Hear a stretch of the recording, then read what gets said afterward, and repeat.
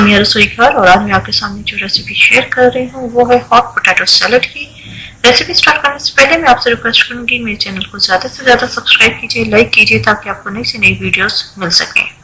मेरे पास मैक्रोनी है, इसे मैंने बॉयल कर लिया है। यहाँ मैं एल्बो मैक्रोनी ले रही हूँ, आप अपनी पसंद के मुताबिक कोई भी शेप इस्तेमाल कर सकते हैं।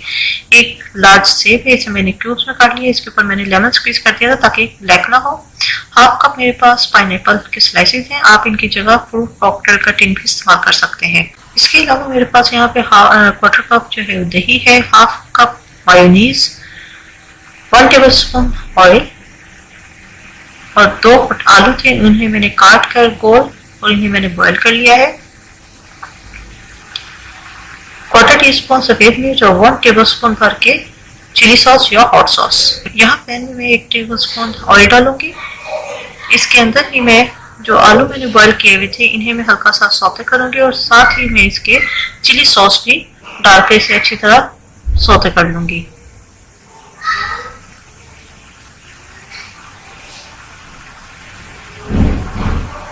ये सौते हो चुके हैं, इन्हें मैं अलग प्लेट में निकाल लूंगी। यहाँ एक बाउल में मैंने अनानास के पीसेस डाल दिए हैं, सेब डाल दूंगी।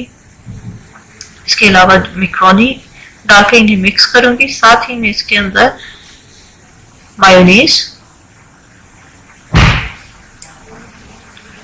दही,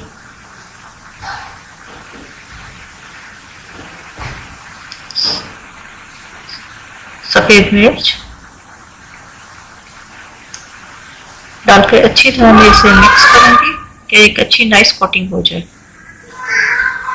यहाँ पे ये मिक्स हो चुके हैं, अब इन्हें मैं सर्व करूंगी।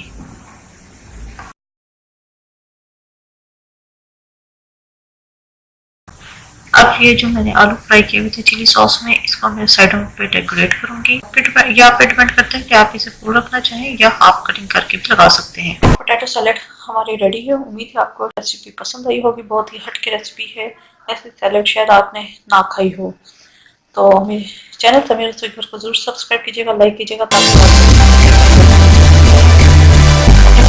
याद रखिएगा।